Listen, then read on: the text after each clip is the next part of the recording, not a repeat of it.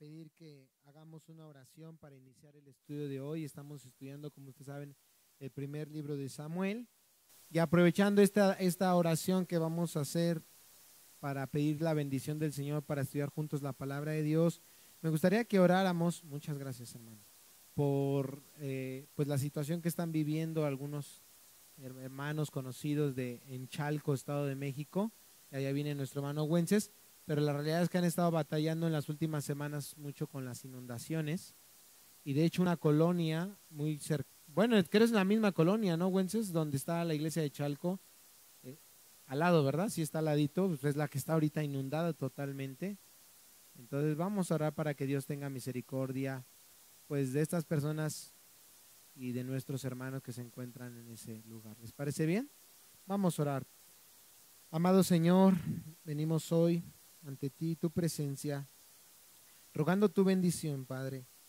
Necesitamos sin duda tu palabra y tu espíritu que nos instruya, que nos guíe a toda verdad y a toda justicia, Padre. Así que te pedimos que tu bendición sea hoy sobre nosotros, estudiar tu palabra. Señor, nosotros somos pecadores, no merecemos más que el infierno, el castigo eterno, pero tú eres bueno y para siempre es tu misericordia, y en eso está nuestra completa esperanza, Padre. Así que pidiéndote perdón por nuestros pecados, en arrepentimiento, en confianza en Cristo venimos ante ti. Oh Padre, bendícenos hoy. De hoy rogamos en especial por nuestros hermanos que se encuentran en Chalco, Estado de México, esta situación de las personas que están viviendo. Padre, que tu iglesia se levante en ese lugar para ayudar al prójimo. Ayuda a nosotros a ayudar en lo que podamos. Abre puertas, Señor, y ten misericordia de estas personas que están lidiando con las inundaciones, Padre. Que sea un momento en el que las personas puedan acudir a ti, Señor, en busca de tu ayuda, porque así es la vida, frágil, Señor, pero tú permaneces para siempre. En el nombre de Jesús oramos. Amén y amén. Bueno, mis hermanos, estamos estudiando el primer libro de Samuel,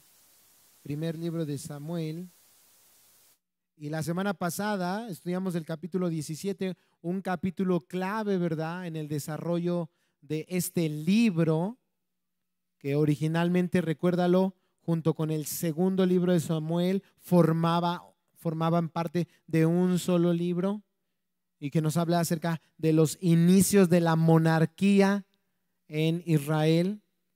La realidad es que muchos en aquel momento estaban expectando, estaban contemplando, estaban viendo cómo Dios estaba estableciendo un reinado, un rey conforme a su corazón, pero tan solo eso era una sombra de lo que había de venir, del verdadero rey, quien es Cristo. Habría de venir, recuérdalo, en su caso como un manso y humilde pastor de sus ovejas, quien daría su vida por su rebaño, pero también recuérdalo que un día ese rey que vino va a volver a establecer su reino por la eternidad y para gloria de Dios Padre. Pero después de este famoso capítulo 17, recuérdalo, de Samuel, donde te dije que es la cúspide, donde vamos a ver cómo el Señor comienza a levantar a David, pero a la vez, a su par, cómo Saúl, al haber sido desechado, va a ir en deterioro cada vez más y más espiritualmente hablando. Y de eso trata el primer libro de Samuel, capítulo 18. Primer libro de Samuel, capítulo 18, que es el capítulo que vamos a estudiar hoy. Este capítulo trata un tema muy importante, un pecado llamado la envidia. La envidia, una emoción tan antigua como la humanidad misma. Ese motor silencioso detrás de muchos de los eventos más trágicos y significativos de la historia de la humanidad. Algo que ha quedado retratado en la historia, en los libros, desde las páginas de la Biblia. ¿Quién no recuerda la historia de Caín y Abel? ¿Recuerdas? Caín envidió a su hermano porque la ofrenda de Abel fue acepta delante de Dios, mas la suya fue rechazada. ¿Y en qué terminó esa envidia de su corazón? En un asesinato. ¿Quién nos recuerda la historia de José y de sus hermanos? ¿Recuerdas cómo envidiaron a José a causa de el amor especial que su padre Jacob tenía para con su hermano? ¿Y en qué terminó eso? Prácticamente también en un asesinato, porque esa era su intención, casi, ¿no? Por ahí uno de sus hermanos intercedió y bueno, lo terminaron vendiendo como esclavo, pero qué cosa tan terrible, ¿no? Y no solo la Biblia, sino que el mundo mismo ha retractado en las páginas de la literatura, de la historia, la mortalidad de este mal. La Cenicienta, ¿no es cierto? La envidia de las hermanastras, la tragedia shakespeariana de Otelo, la envidia de Salieri hacia Mozart, son algunos de esos retratos. Entonces se reconoce a nivel mundial lo desagradable y peligroso de este mal. Lamentablemente muchos de nosotros no lo hacemos. Acogemos la envidia como un mal menor, algo que puede estar en nuestro corazón sin pensar en que eso trae graves consecuencias. Cuando se trata de hablar de la envidia, y tal vez al haber yo mencionado que el tema de este capítulo en un sentido es la envidia, decimos, no, ya mejor no hubiera venido. ¿Envidioso yo? No, yo no batallo con eso. Pero tenemos, hermanos, que examinar nuestro corazón a la luz de la palabra de Dios. En este pasaje, el autor del libro de Samuel mostró cómo inició la conocida rivalidad y odio de Saúl hacia David a causa de la envidia que él sembró en su corazón, y cómo, a diferencia de él, David permaneció humilde y confiando en el cuidado del Dios Todopoderoso. En este pasaje nosotros seremos advertidos de algo, como se titula esta predicación, algo más destructivo que el gigante, ese gigante que nos habló el capítulo anterior, el gigante Goliat. Seremos advertidos de algo más destructivo que el gigante, y es del pecado de la envidia. Mirando en primer lugar, número 1, la siembra de la envidia. Cómo la envidia se siembra en nuestro corazón, cómo inicia, cómo se manifiesta. En segundo lugar, la cosecha de la envidia, el resultado, el fruto que trae anidar la envidia en nuestro corazón. De tal manera que hoy reconozcamos, repito, el peligro de este pecado, pero también la única solución a este mal y al pecado del hombre, Cristo Jesús. Así que veamos en primer lugar la siembra de la envidia, y eso lo estudiaremos del versículo 1 hasta el versículo 9. Ya están en 1 Samuel 18, vamos a leer a partir del versículo 1. Y aconteció que cuando David acabó de hablar con Saúl, el alma de Jonatán quedó ligada al alma de David, y Jonatán lo amó como a sí mismo. Recuerda el contexto de estas palabras. El contexto de estas palabras es la batalla contra Goliat.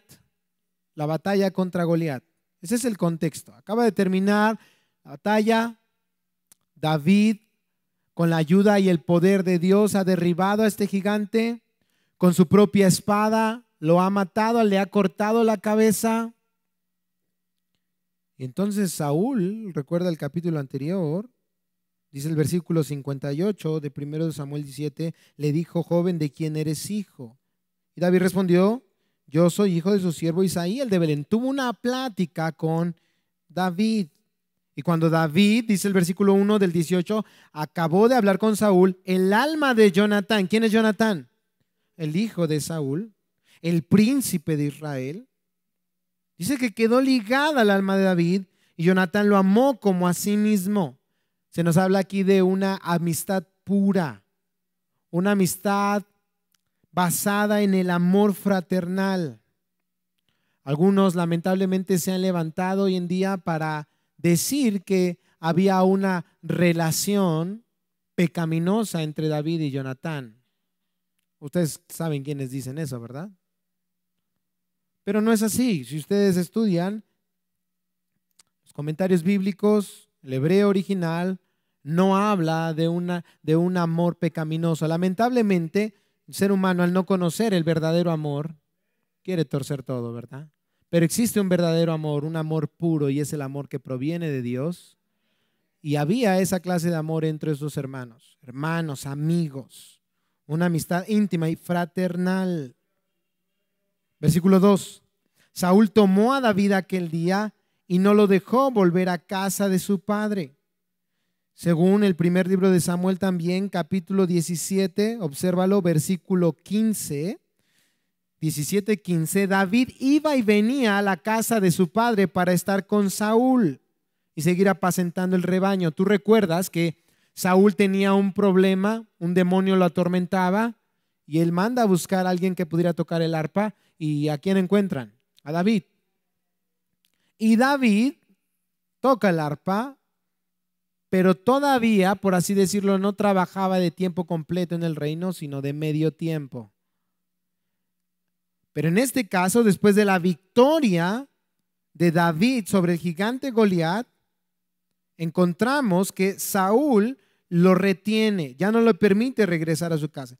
Va a estar de tiempo completo sirviendo en el reino. Y esto no lo hizo Saúl principalmente por el impacto que generó David por su victoria en la batalla, sino como veremos más adelante, Saúl hizo esto para tenerlo de cerca, vigilando su vida, pues se había dado cuenta en un momento que este joven no era cualquier joven. Y muy probablemente, como lo va a confirmar más adelante, era un peligro desde su perspectiva mundal y carnal para su reino. Por eso que en el anterior capítulo, en los últimos versículos, aunque él ya lo conocía en un sentido, él pregunta, quiere saber más detalles de quién es él. Algo comenzó a germinarse en su corazón, en sembrarse en su corazón. Sin embargo, Dios nos deja ver un contraste claro entre Saúl y su hijo Jonatán. Versículo 3. Entonces Jonatán hizo un pacto con David. ¿Por qué, hermanos? Porque lo amaba como a sí mismo. En la Biblia, un pacto es un acuerdo o contrato entre dos o más partes. En este caso, el pacto que Jonatán hizo con David fue un pacto de amor, a causa de la amistad que había entre ellos. Y principalmente porque Dios en su soberanía y poder usaría esta amistad y este pacto para proteger a David de la envidia impenitente de Saúl. Es lo que nos hace el amor. El amor nos lleva a un compromiso, ¿no es cierto? Por eso, señorita, si alguien realmente te ama, no va a pedirte que te acuestes con él. No. Alguien que realmente ama va a hacer un compromiso de amor contigo para siempre. Hermanos, si ustedes aman esta iglesia y aman al Señor Jesucristo, también ustedes y yo haremos un pacto, un compromiso con esta iglesia. Ya se acabaron los amén. ¿Qué pasó? Vamos bien y vamos bien. El pacto de Jonatán es importante porque demostraba en ese contraste su reconocimiento a David como el futuro rey de Israel. Eso lo muestra el siguiente versículo, versículo 4. Jonatán se quitó el manto que llevaba puesto y se lo dio a David con sus ropas militares, incluyendo su espada, su arco y su cinturón. Entonces tal vez no hicieron un contrato y firmaron, tal vez no era una costumbre en aquel entonces. Hoy en día los contratos, los compromisos, los pactos, las promesas, solemos ¿qué hacer? Firmarlos, ¿no? Poner nuestra firma. Yo me comprometo. Pero en este momento existían otras clases de costumbres y esta acción que hace Jonatán hacia David no carece de valor, es importantísima, es una acción simbólica. Jonatán, al ser el hijo de Saúl, era el heredero del trono de Israel. O sea, cuando Saúl, ahora sí que estirara la pata, el siguiente en turno era ¿quién? Jonatán. Era el heredero al trono. Sin embargo, muy probablemente al conocer lo declarado por el profeta Samuel en los capítulos anteriores y al ver el respaldo de Dios a David en su lucha con Goliat, él, al poner las ropas reales sobre David, como él como príncipe se quita la ropa y las pone sobre David, estaba reconociendo que el legítimo rey de Israel y el siguiente en ocupar ese cargo sería David y no él. ¿Y esto de qué nos habla, hermanos? Humildad, ¿no es cierto? Humildad, temor a Dios, confianza en la palabra de Dios. Y se contrasta totalmente con la actitud de envidia pecaminosa que va a demostrar Saúl en los siguientes versículos. Y sin duda, hermanos, esta es la obra del Espíritu Santo en la vida de Jonatán. Es un amor desinteresado, ¿no es cierto? Es un amor que no ve por lo suyo propio, sino por los demás. Es un amor como el del Señor Jesucristo. ¿Recuerdas la exhortación de Pablo ahí en los Filipenses? Nada hagáis por contienda o por vanagloria, antes bien, ¿con qué? Con humildad. Consideren a los demás como ¿qué? Como superiores. Un corazón humilde está dispuesto a servirte de tal manera que incluso cuando seas una persona que rebases, tal vez el nivel espiritual, tal vez la madurez, tal vez logros, tal vez éxitos, ese corazón no se siente mal, todo lo contrario. Se alegra en ver tu crecimiento. Todo lo contrario lo hace, hermanos, la envidia. La envidia no soporta ver el éxito de los demás. Y podemos encontrar aquí una aplicación acerca de la amistad. Qué importante, hermanos, es saber escoger nuestras amistades. Esto es importantísimo. Esta amistad de Jonatán con David sería usada por Dios para traer grandes bendiciones a la vida del rey de Israel. Esas amistades, hermanos, que nos acercan a Dios, que nos modelan a Cristo, son las amistades que verdaderamente valen la pena. Charles Spurgeon dijo en alguna ocasión: la amistad es una de las alegrías más dulces de la vida. Muchos podrían haber fracasado bajo la torpeza del propio criterio si no hubieran encontrado a un amigo. Amigos son los que te dicen la verdad. Amigos son aquellos que te exhortan cuando te ven en pecado. Amigos son aquellos que te modelan a Cristo y te acercan más a Él. Ahora, más importante, sí es bueno buscar esas amistades que nos modelan a Cristo, pero es más importante ser nosotros esas amistades que acercan a otros a Cristo. Ser nosotros esas amistades que puedan llevar a nuestros amigos a buscar más de Dios. Dice un hermano, tal vez no nos toque ser un David en la historia, pero sí, tal vez un Jonatán. Tal vez tu nombre nunca sea conocido, pero puedes impulsar a otros para que la gloria de Cristo en sus vidas sea manifestada. Que nuestra vida sea una vida que impulse a otros a vivir para la gloria de Dios. Incluso si siempre permanecemos en el anonimato, que la gloria sea para Cristo, hermanos. Jonatán reconocía la legitimidad al trono en David y Dios así lo confirmaba. Versículo 5. David salía donde quiera que Saúl le enviaba. ¿Y qué pasaba? Y prosperaba. Vemos aquí la bendición de Dios sobre David. Saúl lo puso sobre los hombres de guerra y esto fue agradable a los ojos de todo el pueblo y también a los ojos de los siervos de Saúl. Entonces, según este versículo, David fue puesto como soldado, como líder sobre hombres de guerra, y el respaldo de Dios hacia David se notaba a través de la victoria que él le daba en sus salidas de guerra y cómo a través de ello él cada vez ganaba mayor respeto, gracia ante los ojos, dice el texto, de todo el pueblo y también incluso ante los ojos de los siervos de Saúl. Tanta era la gracia que David halló a los ojos del pueblo por la misericordia de Dios que sucedió lo siguiente, versículo 6. Y aconteció que cuando regresaban Al volver David de matar al filisteo, esto es una victoria contra el pueblo filisteo, las mujeres de todas las ciudades de Israel salían cantando y danzando al encuentro del rey Saúl con panderos, con cánticos de júbilo y con instrumentos musicales. Esto era una costumbre de los pueblos después de una victoria. Ellos recibían a sus soldados con una fiesta solemne, una fiesta gozosa, y hacían una entrada triunfal para el rey y sus guerreros.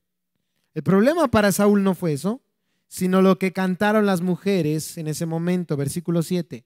Las mujeres cantaban mientras tocaban y decían: Saúl ha matado a sus miles y David a sus 10,000. En la poesía hebrea era común usar números de miles como una analogía para hablar algo de gran extensión o tamaño. Esto es bien importante, incluso para toda la interpretación bíblica, incluyendo hasta el Apocalipsis, para hablar del milenio. La poesía hebrea era común usar números de miles para hablar como una analogía de algo de gran extensión o tamaño. El ejemplo más claro de esto está en el Salmo 91, versículo 7. El Salmo 91, versículo 7 es un salmo que ustedes conocen bien. Caerán a tu lado, ¿cuántos? 1,000 y 10,000 a tu diestra. ¿Ven cómo es el mismo lenguaje que se usa acá en 1 Samuel 18:7? Saúl ha matado a sus miles y David a sus 10,000. Caerán a tu lado 1,000 y 10,000 a tu diestra. El propósito del Salmo 91:7 no es dar un número exacto de soldados como promesa a aquellos que cantan el Salmo. Es solo una expresión poética para hablar de la magnitud de la victoria que Dios da a aquellos que confían en Él. De la misma manera, entonces, jamás la intención de las mujeres que cantaban era comparar la victoria de David y la victoria de Saúl. No. Nunca fue decir, a ver, ¿cuántos mató David? ¿Cuántos mató Saúl? No. Era una manera poética de ensalzar la victoria de ambos como líderes del pueblo. Pero, ¿cuál fue la respuesta de Saúl? Versículo 8. Entonces Saúl se enfureció, pues este dicho le desagradó y dijo: han atribuido a David 10,000, pero a mí me han atribuido 1,000. ¿Y qué más le falta sino el reino? La Biblia dice, hermanos, que de la abundancia del corazón habla la boca. Aquí Saúl sacó a relucir la envidia que ya había sido sembrada en su corazón. Recuerden, capítulo anterior, él pregunta: ¿quién es David? Y luego en este capítulo él lo quiere tener cerca. Él se estaba dando cuenta que había algo especial en David y aquí lo confirmó. Y tal vez al escuchar aquel canto de las mujeres recordó lo dicho por el profeta Samuel. ¿Se acuerdan? 1 Samuel 15:28. 1 Samuel 15:28. ¿Qué le dijo el profeta Samuel a Saúl?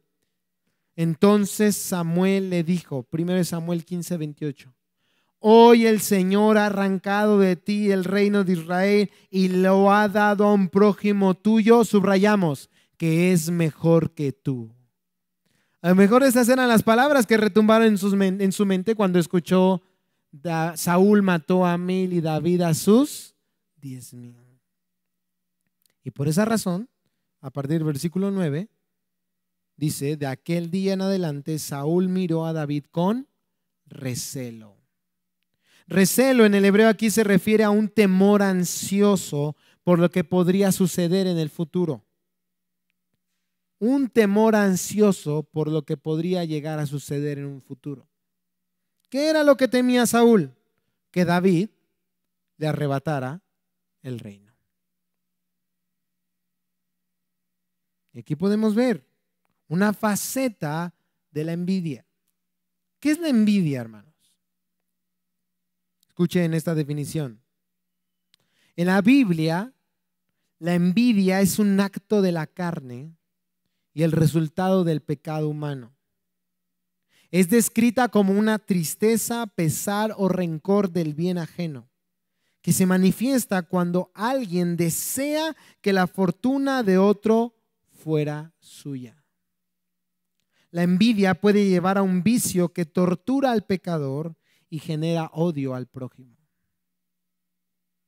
Se puede, por ejemplo, envidiar la belleza de alguien, las posesiones materiales del otro, tal vez un título, tal vez un reconocimiento, tal vez una familia, incluso un matrimonio.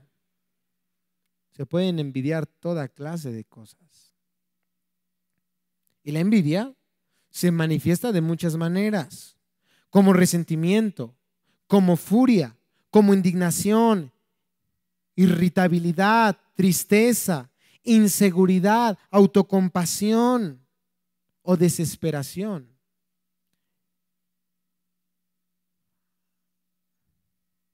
Entonces, el recelo que vemos aquí o temor ansioso que Saúl sentía es solo una manera en que la envidia sembrada en su corazón se estaba manifestando. Tenía temor, pero no un temor santo. Un temor a perder el reino, la corona, el trono, los bienes por este hombre, David. Examina tu corazón. ¿Alguna vez has sentido autocompasión tal vez? En algún momento un joven se acercó a mí para disculparse y me dijo que él envidiaba mi vida por tener 2 padres, porque él se merecía tener a papá y a mamá y hasta ahora había sufrido el abandono de su padre. No es bueno ser autocompasivo para darle lugar al pecado.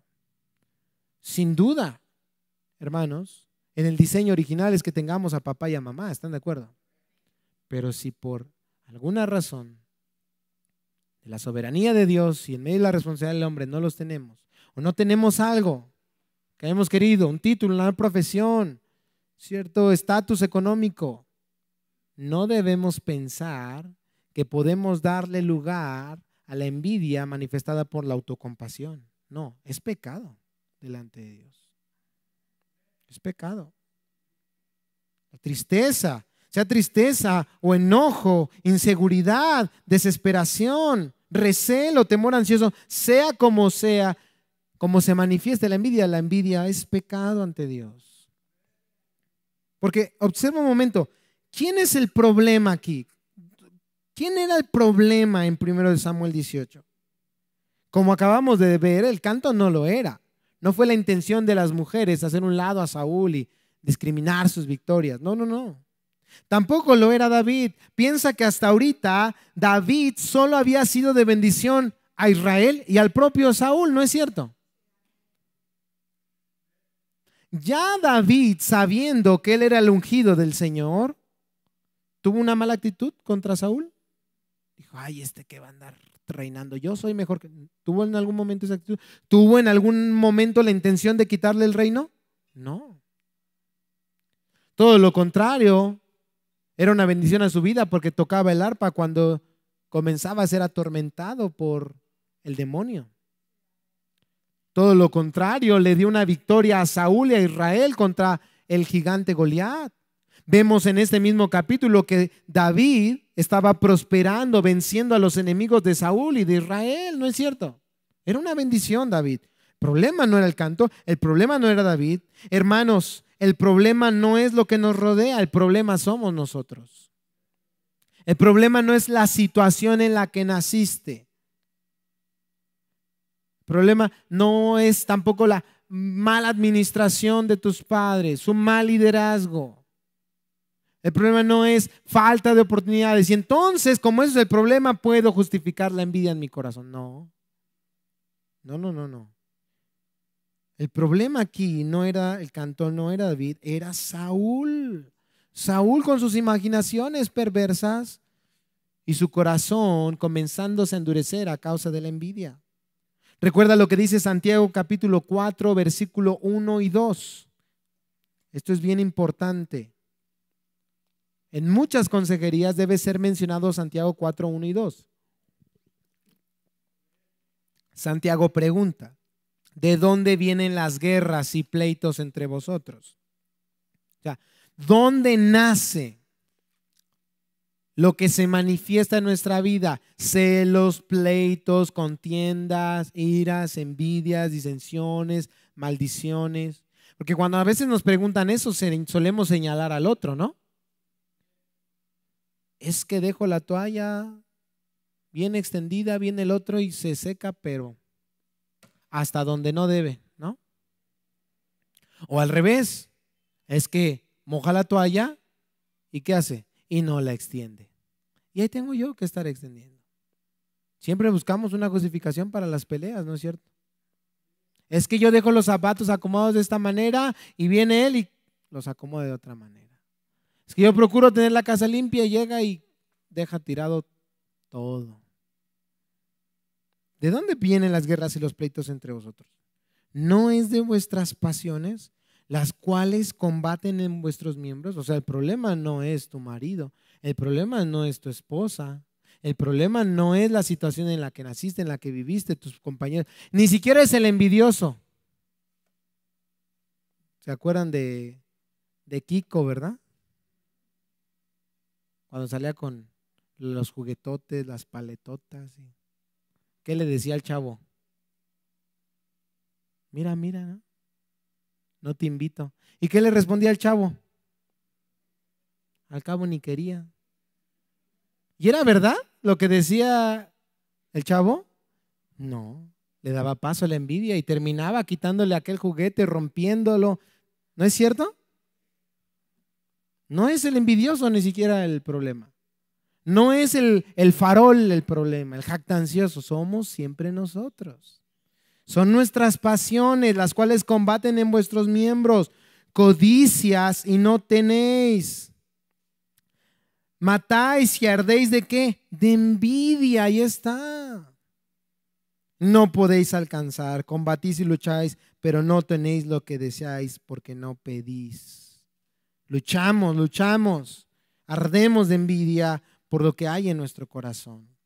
En cambio, el contraste, 1 Corintios capítulo 13, versículo 4, 1 Corintios 13, 4, hablando del verdadero amor, ¿qué nos dice el apóstol Pablo inspirado por Dios? 1 Corintios 13, 4, el amor es sufrido, es benigno, el amor no tiene envidia. Y dice el versículo 6 que el amor no se goza de la injusticia, mas se goza ¿de qué? De la verdad. Saúl no se gozó en la verdad.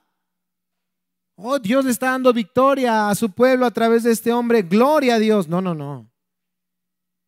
Y cuando nosotros somos envidiosos, tampoco hacemos lo contrario. Gozamos. Tal vez si a alguien le va mal, ¿no? Vemos que a alguien envidioso, farol, le va mal y ¿qué decimos? Se lo merece. Qué bueno. No, qué terrible es eso. Ni Dios hace eso.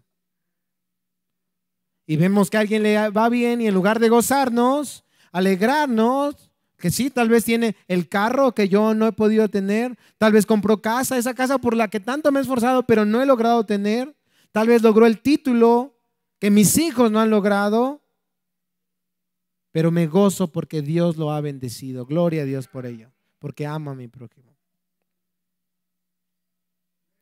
Y la raíz, hermanos, de la envidia es siempre la misma.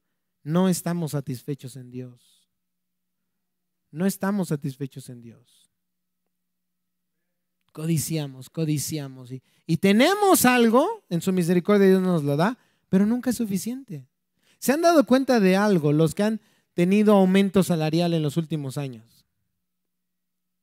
Hace unos años tal vez podían llegar a decir, si tuviera un poco más, ya Señor. Y Dios nos lo da y ¿qué volvemos a decir? Bueno Señor, un poquito más.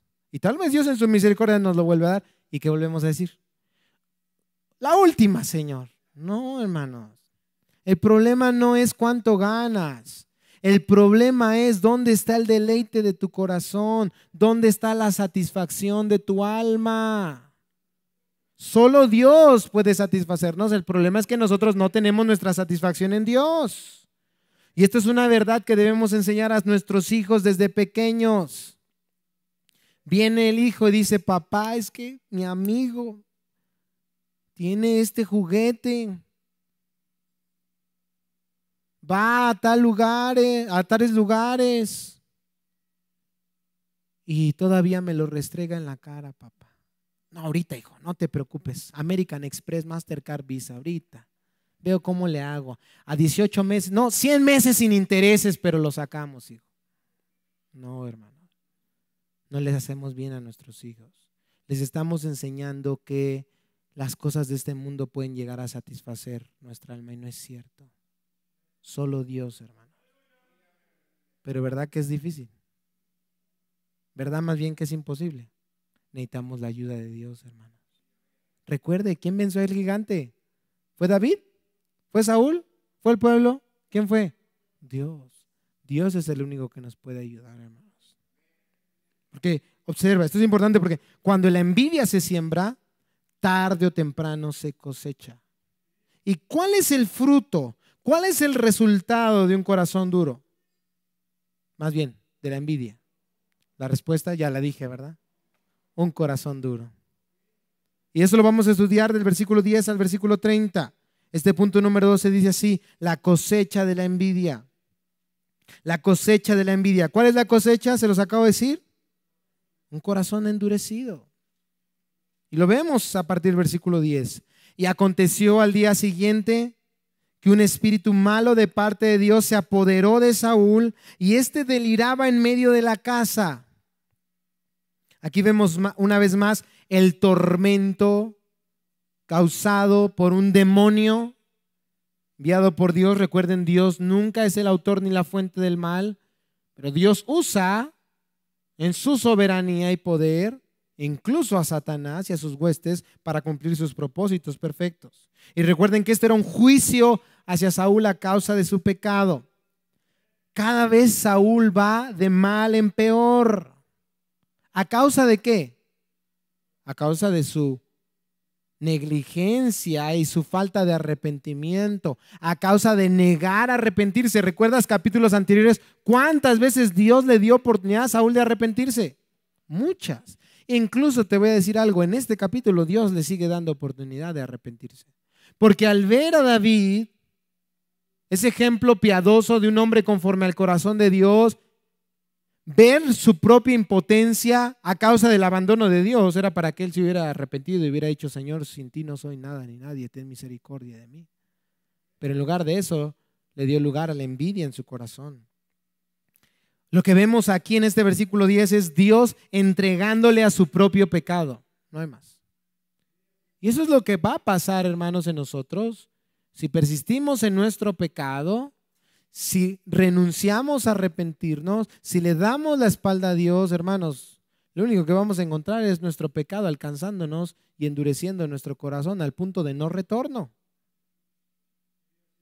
Si hay pecado en nuestro corazón, hermanos, tenemos que arrepentirnos y venir a Cristo porque es el único que puede ayudarnos. Repito, esto nos enseña a nosotros la importancia de cortar, de matar el pecado desde sus inicios, no dejar que el pecado crezca. John Owen, ¿se acuerdan? Puritano, su frase más famosa, mata el pecado antes que el pecado te mate a ti. Mata el pecado antes que el pecado te mate a ti. Y se titula su libro famoso clásico, La mortificación del pecado. Es nuestra tarea, hermanos. Es nuestra responsabilidad, con la ayuda de Cristo y del poder del Espíritu Santo, darle cuello a nuestro pecado. Porque crece, ¿no es cierto? Cada vez se hace más fuerte. Le damos lugar a la carne, a nuestras concupiscencias y llega un momento en que nos sentimos una vez más esclavizados. Pero hermanos, en Cristo somos libres. En Cristo somos libres. Miren, ¿se acuerdan cuando yo iba en la primaria? Se puso de moda unos muñequitos. ¿Trolls eran? Qué horribles. Yo decía, ¿cómo los padres pueden comprarle eso a sus hijos tan horribles? O sea, porque ni eran bonitos, eran feos. Y luego las historias que se contaban, terribles más, ¿no?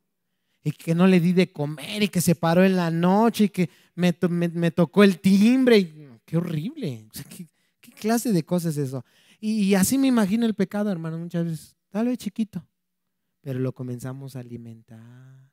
Ay, está feíto, pero está chiquito, no pasa nada. Y lo seguimos alimentando. Y tratamos de esconderlo y como que no pasa nada. Pero llega un momento en que se hace grande, grande, grande, grande. Y cuando vemos ya tenemos al monstruo de frente y ¡pum! Nos come. Y nos morimos, hermanos. Eso es lo que dice el apóstol Pablo en Romanos 8. Todo aquel que viva en la carne, todo aquel que viva para alimentar los deseos de su carne, ¿cuál es la promesa? Va a morir, dice el texto. Morirá. Pero todo aquel que por el Espíritu haga morir las obras de la carne, ¿cuál es la promesa? Vivirá. Nuestro deber en este proceso de santificación, con la ayuda de Dios, con el poder del Espíritu Santo, matar el pecado antes que el pecado nos mate a nosotros. Vamos aquí, Saúl, entregado a su pecado. Cambio David, dice el texto, volvemos a leer versículo 10, y aconteció al día siguiente que un espíritu malo de parte de Dios se apoderó de Saúl y éste deliraba en medio de la casa, mientras David tocaba el arpa con su mano como de costumbre. Fíjense ese contraste. Saúl tenía la lanza en la mano, ¿se imaginan eso? Una revólver ahí, ¿no? Lista. Y Saúl le arrojó la lanza, pues dijo, clavaré a David en la pared. Pero David lo evadió 2 veces. Observa estos contrastes tan fuertes. Vemos a un Saúl negado a arrepentirse y entregado entonces ya a su pecado, entregado a la propia dureza de su corazón. ¿Qué había hecho David? ¿Había hecho algo malo? Nada. Pero este hombre quería asesinarlo. Ya no se quedó solamente en un sentir. Quería darle muerte. Y algunos de nosotros podemos pensar, yo soy inocente de tal mal. Recuerda lo que enseñó el Señor Jesucristo. Tal vez de esas personas que hemos sentido envidia y les deseamos el mal, ¿de qué somos culpables según nuestro Señor Jesús? De asesinato. Somos culpables también de asesinato. A veces no los matamos físicamente, pero ya en el pensamiento ya acabamos con ellos. No, hermanos, porque ahí se aplica el ojo por ojo y diente por diente. Vivamos, pensemos. Señor, cada mañana dame a Cristo y recuerda a mi corazón que Él es más que suficiente. De tal manera que la envidia pierda su poder en mi vida.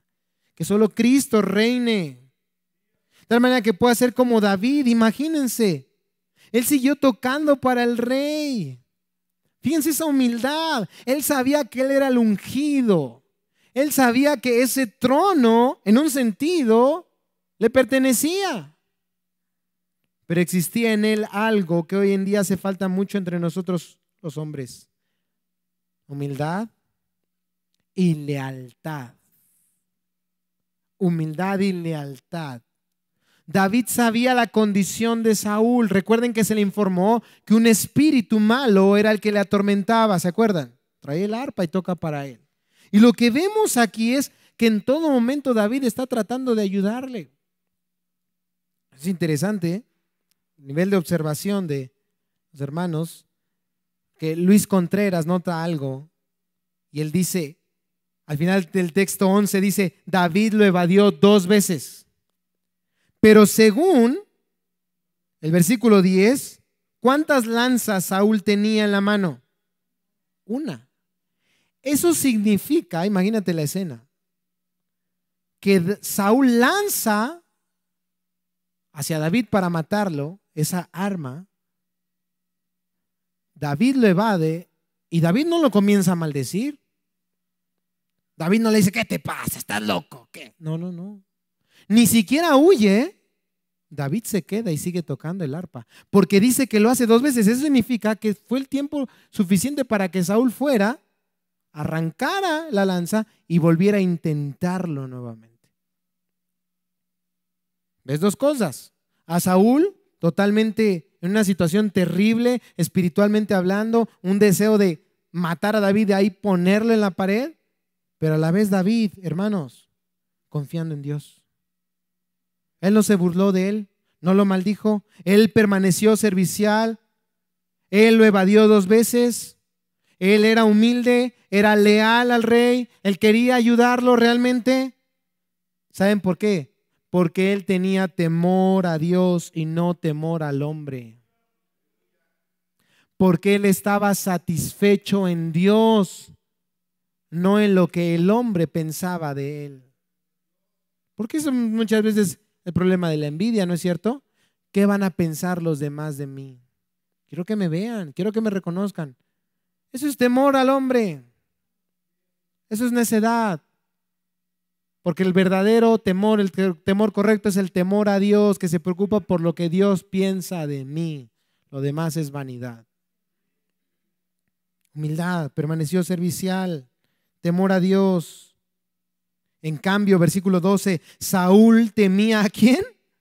A David. ¿Te das cuenta el contraste? Saúl temía a David. ¿Por qué? Porque el Señor estaba con él, pero él se había apartado de Saúl. El temor del que se habla aquí no es un temor que le llevara al respeto, sino al desprecio. Al ver la protección de Dios hacia David, al ver que Dios le acompañaba a David con su presencia, dice el texto que estaba con él, Saúl temía ser despojado del reino, perder lo material, perder las cosas terrenales. Y está el contraste claro. De ahí, hermanos, la envidia. ¿Qué son las cosas que más valoras? ¿Dónde está la verdadera riqueza? ¿Dónde está puesta tu mirada? ¿Dónde está tu deleite? Tenemos que clamarle a Dios día y noche, Señor, que mi deleite seas tú. Por favor, Señor. Mire, temor, ¿a dónde lleva? Versículo 13. Por tanto, Saúl alejó a David de su presencia, nombrándolo capitán de 1000 hombres, y él salía y entraba al frente de la tropa. Y esto suena, diría, ay, como que Saúl aquí se está arrepintiendo de su mal. No, no, no. Como lo veremos los siguientes versículos, el propósito de poner a David en la guerra era que tarde o temprano lo mataran. Pero observen el cuidado de Dios para con este hombre. David, dice el versículo 14, prosperaba en todos sus caminos. ¿Por qué? Porque el Señor estaba con él. Es una enseñanza tremenda para nosotros.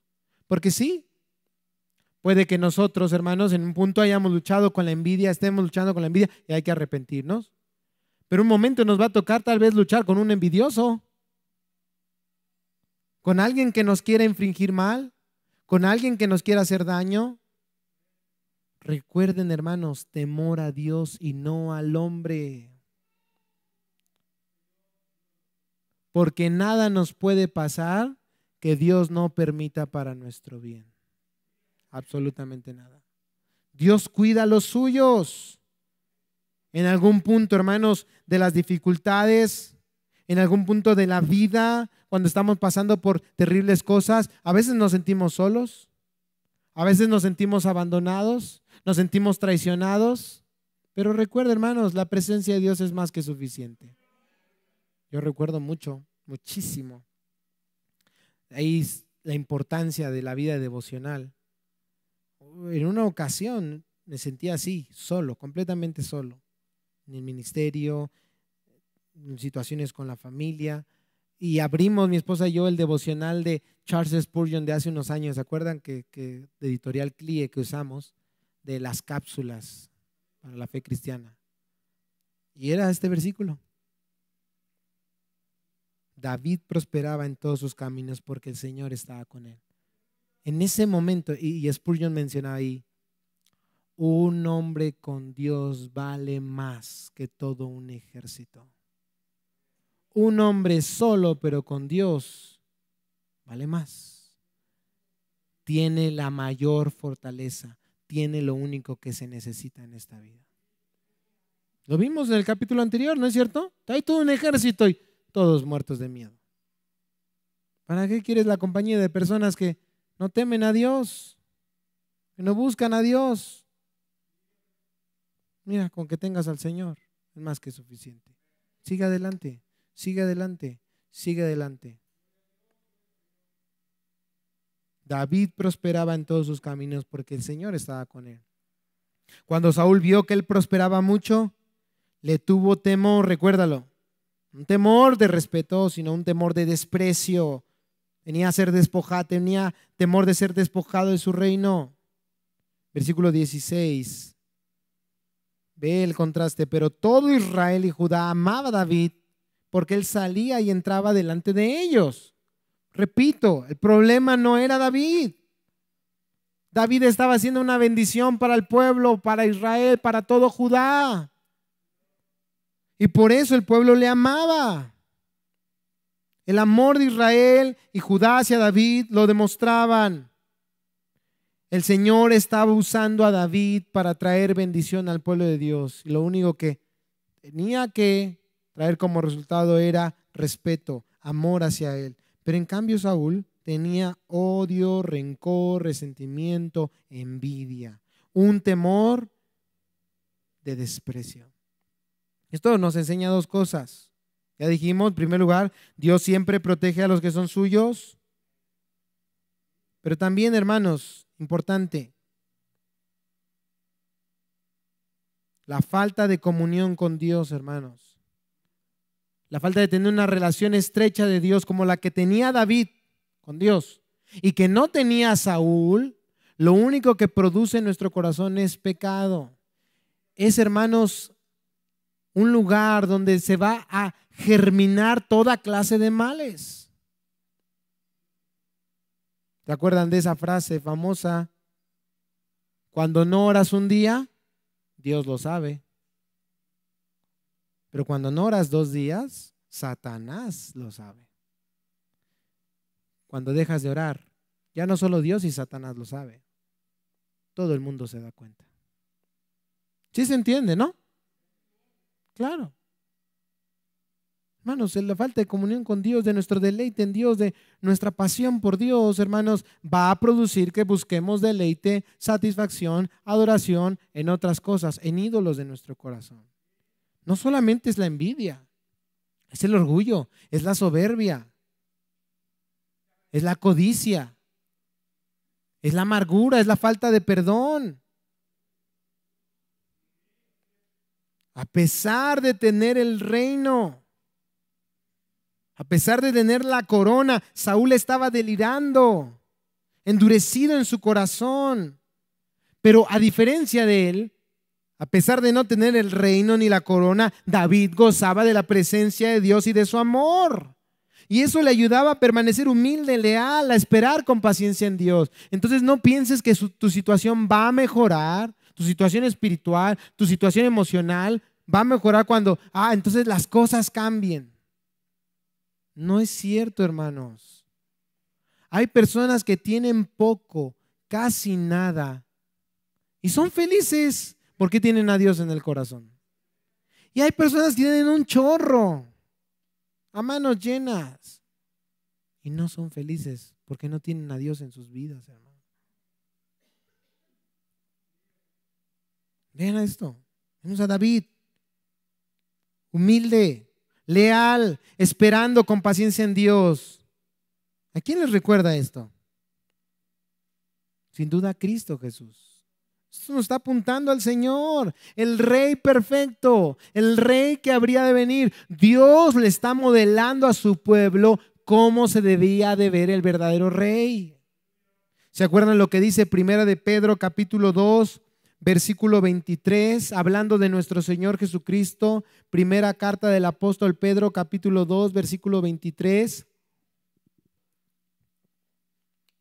Hablando de Jesús, dice que quien cuando le maldecían no respondía con maldición, cuando padecía no amenazaba, sino encomendaba la causa al que juzga justamente. ¿A quién? A su Dios, Padre, al Padre. David es como Cristo, y Cristo quiere que nosotros seamos como Él es. Y fíjense que la vida de David, hermanos, retrata la manera en la que nosotros deberíamos de vivir el evangelio. Recuerden, David era un hombre conforme al corazón de Dios. Dios le amaba. Pero ¿cuándo Dios dijo eso de David? ¿Antes de sus victorias y sus grandes prodigios o después de ellas? Antes, ¿no es cierto? Porque Dios dijo a David cuando él era un pastor ahí, insignificante, el último de los hermanos. Pero Dios dijo, él es un hombre conforme al corazón. David amaba a Dios porque Dios le amaba a él. Y Dios no nos ama a nosotros, hermanos, con base a lo que nosotros hacemos o dejamos de hacer. Él nos ama por su misericordia. Él nos ama porque Él es grande en amor. Y eso, hermanos, no nos lleva a una vida de pecado y frivolidad, de frialdad. Todo lo contrario, nos lleva a una vida como la de David. Una vida con el deseo de agradar a Dios. Con el deseo de servir a Dios. No para ganarnos el amor de Dios, ese ya lo tenemos, hermanos, por lo que Cristo hizo por nosotros. En gratitud, hermanos, a ese amor tan grande. Quiero vivir para Dios. Quiero ser como Cristo es. Porque Cristo quiere que seamos como Él. Y si Él lo quiere, nosotros decimos, sí, Señor. Si eso te agrada a ti, yo lo quiero. Yo lo quiero. Yo quiero ser como tú. Me maldicen. Me ultrajan, tal vez en el trabajo, en la escuela, con la familia. Yo no respondo con maldición porque tú no respondías con maldición. Cuando padezco, Señor, no amenazo, sino que me encomiendo a ti, Señor, que juzgas justamente. Porque si no somos como David, entonces somos como Saúl. Versículo 17. Vuelva a nuestro pasaje. 1 Samuel 18, 17. Entonces Saúl dijo a David, mira, te daré por mujer a Merab, mi hija mayor, con tal que me seas hombre valiente y pelees las batallas del Señor. Pues Saúl se decía, no será mi mano contra él, sino sea contra él la mano de los filisteos. Fíjense. Aquí el Espíritu de Dios nos deja ver la terrible y cada vez peor condición del corazón de Saúl. Ya había intentado clavarlo en la pared, pero la protección de Dios hacia su ungido lo había impedido. Pero tal era ya su punto de degradación espiritual que estuvo dispuesto a usar a su propia hija, hijas, como lo veremos más adelante, incluso la gloria de Dios, porque dice las batallas del Señor. Usó esas dos cosas, la vida de su hija, la gloria del Señor, como un lazo destructor en la vida de David, una trampa. Y es algo que hemos, hermanos, dicho muchas veces. Tu pecado no es tu pecado. ¿En qué sentido le decimos? No puedes decir, bueno, yo voy a pecar, a los demás ¿qué les importa? Yo sufro las consecuencias por ahí. No, tu pecado afecta a los otros y en especial a tu propia familia. Mire aquí, ¿qué tenía de culpa esta mujer? Pero Saúl se frotó las manos y dijo, ahorita lo engancho con esta. ¿Con qué propósito hizo esto Saúl? Encubrir su pecado. Así pasa, hermanos, cuando queremos pasar por inocentes. Pero Dios, hermanos, escudriña nuestra mente y corazón. Y recuerde que tarde o temprano la verdad sale a la luz. Recuerda que Saúl ya había prometido a su hija. ¿Se acuerdan? En el capítulo anterior, ¿qué darían a aquel que venciera al gigante? A su hija. Riquezas, ya no pagaría impuestos. Y Saúl mintió. Saúl mintió. Era un mentiroso, un soberbio, un orgulloso y un envidioso. Pero mira a David. David no estaba reclamando el premio, porque recuerdan cuál era la motivación de David para vencer al Goliat, que Dios fuera glorificado, que el nombre de Dios no fuera vituperado, sino exaltado. Y aquí vemos una vez más, prometiendo a su hija. ¿Cuál es la respuesta de David ante esto? La misma que el capítulo anterior, versículo 18. Y David respondió a Saúl, ¿quién soy yo? ¿O qué es mi vida? ¿O quién es la familia de mi padre en Israel? Para que yo sea yerno del rey. Humildad una vez más. David no deseaba el reino, ni la corona, ni la hija del rey. Él solo deseaba la gloria de Dios. Y fíjense en este tema tan importante de la envidia. Hay una envidia de la que nos advierte una y otra vez la Biblia. La envidia hacia los pecadores. La envidia hacia la prosperidad de los malvados. Vemos que los pecadores, los que no buscan a Dios, los impíos prosperan. ¿Y qué decimos? Y yo, Señor, que te busco. Yo, Señor, que te honro. Míralo en carro nuevo, yo con mi bochito temblando en los baches. Míralo, Señor, en la playa y a mí apenas si me alcanza, Señor, para balneario El Almial. ¿Qué dice Proverbios capítulo 23, versículo 17 y versículo 18? Podemos agregar, hijo mío, ¿verdad? Porque son las palabras del proverbista, hablando ciertamente con una exhortación, pero a la vez es el amor de Dios, hermanos, exhortándonos. Hijo mío, no envidie tu corazón a los pecadores, antes vive siempre en el temor del Señor. Porque ciertamente hay un futuro y tu esperanza no será cortada. Y todos luchamos con eso, hermanos, ¿eh? Yo mismo lucho con eso. Ayer sábado, ¿sí fue sábado ayer? Sí. Fui a la universidad, estudié en Ciudad Universitaria y por las lluvias, todo eso, en un punto me desvió y entré a una colonia muy bonita del sur de la ciudad, unas casas que dices, wow. Y de repente mi corazón empezó a decir, ¿y yo? ¿Qué dice Asaf? ¿Se acuerdan en ese famoso salmo? Cuando hacemos eso, ¿cómo somos? Como bestias. Porque no entendemos, hermanos, que la prosperidad del impío es pasajera. Como cantamos en ese canto, si prospera el pecador, ¿cómo qué? Como un soplo pasará. Esa es la realidad. La prosperidad de este mundo es pasajera, es vana, porque en un momento está y en otro se acaba. Pero la prosperidad que hay para nosotros, que tememos a Dios, que amamos a Dios, en un futuro es algo que permanece para siempre. Y yo dije, ay, Señor, sí es cierto, perdóname, porque tú tienes una herencia mejor para mí, Señor. Gracias, Dios. Ayúdame a poner mis ojos en Cristo y en lo que Él tiene reservado para aquellos que temen y aman su nombre. No hay que codiciar, no hay que envidiar, hermanos, a los impíos, porque van en un deslizadero, dice Asaf.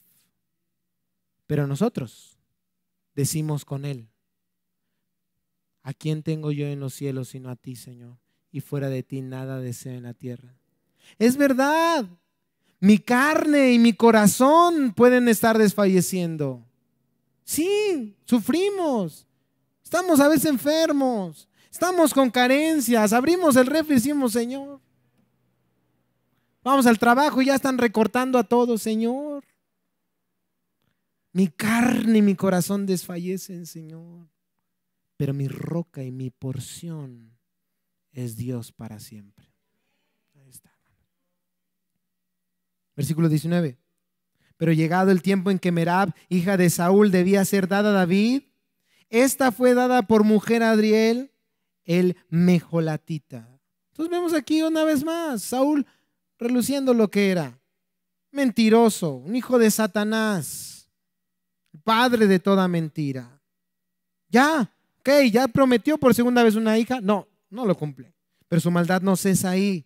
Versículo 20, Mical, es decir, la otra hija de Saúl, amaba a David. Este caso era diferente. Había un amor de la hija de Saúl hacia David.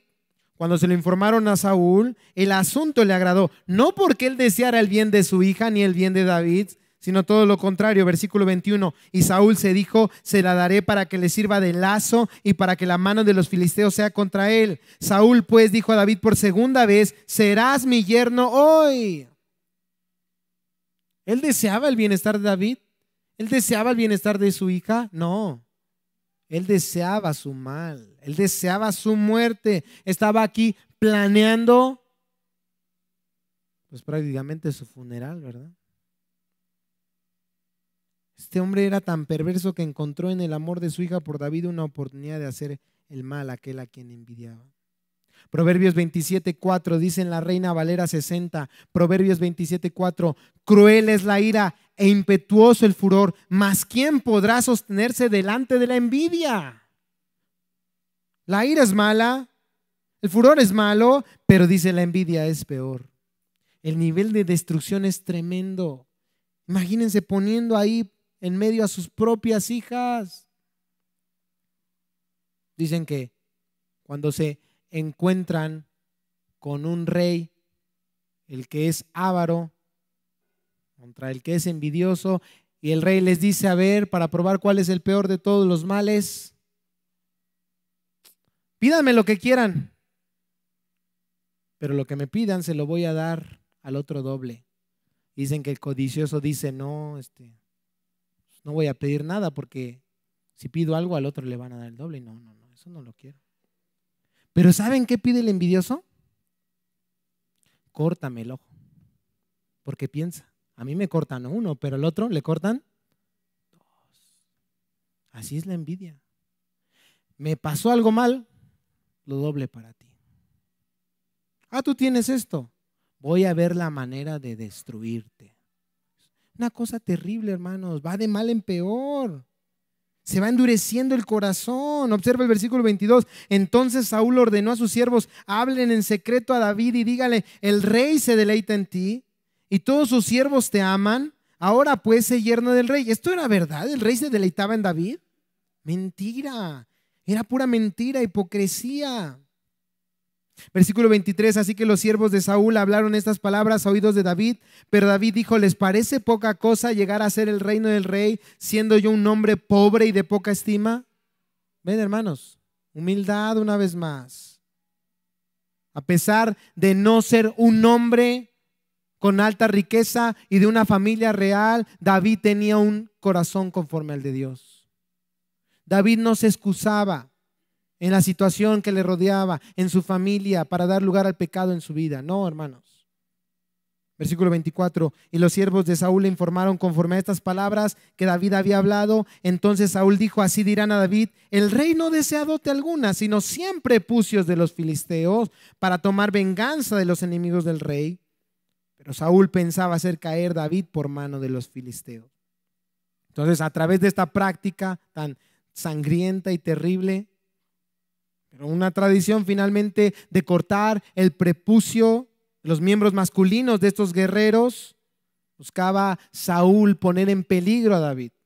Pero recuerden, hermanos, la realidad es que cuando alguien planea el mal para ti, no va a prosperar por encima de los planes de Dios.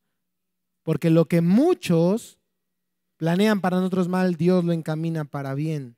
Versículo 26, cuando sus siervos contaron a David estas palabras, agradó a David. Esto significa que entonces él correspondía al amor de la hija de Saúl. Llegar a ser yerno del rey. Recuerden, no por la corona, no por el trono, había amor muy probablemente hacia esta mujer. Y antes que el plazo se cumpliera, se levantó David y se fue con sus hombres y mató a 200 hombres de entre los filisteos. Dicen los eruditos que de lo que nos habla este capítulo y que nos ha llevado una hora a hablar de ello, no se desesperen porque en realidad está describiendo cerca de 3 años de extensión de historia. Por eso aguántenme otra hora más, por favor, aunque sea. Una cosa larga, conllevó esfuerzo, conllevó dedicación, conllevó humildad y paciencia, esperar en Dios. Entonces David trajo sus prepucios. ¿De cuántos hombres? No de 100, de 200. Y se los dio todos al rey a fin de ser yerno del rey. Y ya no lo quedó de otra porque Saúl le dio a su hija Mical por mujer. Hermanos, quedaba en claro que la mano de Dios estaba con David. Lo dice el versículo 28, cuando Saúl vio y comprendió que el Señor estaba con David y que su hija Mical lo amaba, temió Saúl aún más a David. Y en lugar de arrepentirse, ¿qué pasa? Y Saúl fue siempre enemigo de David. Vean cómo Dios está levantando a David. Líder de tropas a causa de su victoria contra el filisteo. Pero luego ya tiene a sus propios soldados a causa del mal que quiere Saúl hacerle. Y a causa de ese mismo mal, ahora ya es yerno del rey. O sea, lo que este hombre, hermanos, planeó ante la soberanía y el poder de Dios fue frustrado e incluso fue usado por Dios para acercar más a David hacia el trono. No hubo arrepentimiento en Saúl, solo dureza en su corazón, pero en David había gracia.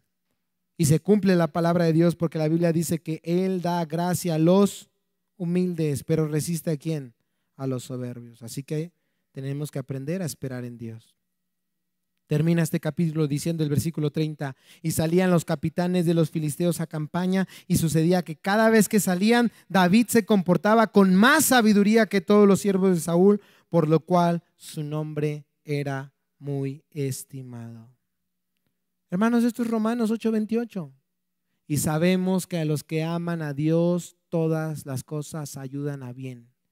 Incluso tener un jefe loco, incluso tener un jefe ahí prácticamente ya poseído por un demonio. Y dice una hermana, con razón el Señor me dio este marido. Incluso ese marido obra para bien. Incluso esa mujer obra para bien. Esos compañeros, esa situación, esa enfermedad, esa lucha, esa prueba, a los que amamos a Dios, todas las cosas ayudan a bien. Todas las cosas ayudan a bien. Recuerde, Dios encamina a bien incluso el mal que otros planean. Fue lo que José le dijo a sus hermanos, ¿se acuerdan? Al ya ver todo el panorama. Pensemos en pecado de Caín hacia Abel, pero Hebreos nos dice que la sangre de Abel clama por justicia. Los fariseos mataron a Jesús. ¿Por qué? Por envidia. Pero Dios, hermanos, usó ese asesinato para traer salvación a tu vida y a mi vida. ¿Ves? Dios encaminó a bien todas estas cosas, porque hoy la sangre de Jesús no solo clama por justicia, sino absuelve justicia, para que nosotros que luchamos contra la envidia, contra el orgullo, contra la soberbia, podamos hoy venir a Cristo en arrepentimiento y fe y recibir su perdón y recibir su poder, hermanos, para vivir la vida que Él quiere que vivamos. Todo obra para bien. Vengamos a Cristo, hermanos. Arrepintámonos de nuestro pecado. Pidamos su poder. Si alguien, hermanos, no ha sido salvado, si alguien es esclavo del pecado, en Cristo hoy puede ser perdonado y libertado. Y los que hemos sido libertados necesitamos seguir siendo santificados. Pero no es a través de nuestro poder, es a través de Cristo. Recuérdalo, en un momento lo dijimos. Saúl somos nosotros. Esa es una vida sin Dios. Eso seríamos, hermanos, si Cristo no estuviera de nuestro lado. Pero hermanos, Cristo está de nuestro lado. En Cristo podemos encontrar esperanza de perdón y santificación. Así que ciertamente hay un mal que es peor que un gigante, algo más destructivo que un gigante, y es la envidia. Pero hay alguien, hermanos, que venció ese gigante por nosotros, y es Cristo Jesús. Oremos al Señor. Padre bueno, hoy venimos ante ti, Señor. No queremos ser como Saúl tratando de esconder nuestro pecado, planeando artimañas, Señor, para engañar a los demás. Señor, no te podemos engañar a ti. Si a alguien nos engañamos es a nosotros mismos. Pero hoy venimos ante ti, Señor, con este corazón que lucha, Señor, contra el pecado. Que aún, Señor, tiene esas facetas: egoísmo, soberbia, orgullo, jactancia. Que aún tiene esas facetas, Señor, de envidias, de pleitos, celos, rencores, odios. Reconociendo que solamente Cristo, solamente tu Hijo Jesús es el único que puede salvarnos de nuestra condición. Perdónanos, amado Dios, y ayúdanos a tomar ese poder de la cruz, no solo para ser limpiados de nuestro pecado, sino, Señor, para vestirnos del nuevo hombre, que es conforme a tu Hijo Jesús, para andar en piedad, en humildad, en lealtad, esperar en ti como David, como Asaf, como los hombres de Dios, teniendo su contentamiento y deleite en ti. Padre, que tú seas nuestra máxima delicia, que en ti estemos completamente satisfechos para la gloria tuya. En el nombre de Jesús. Amén. De esa misma manera, Padre bueno,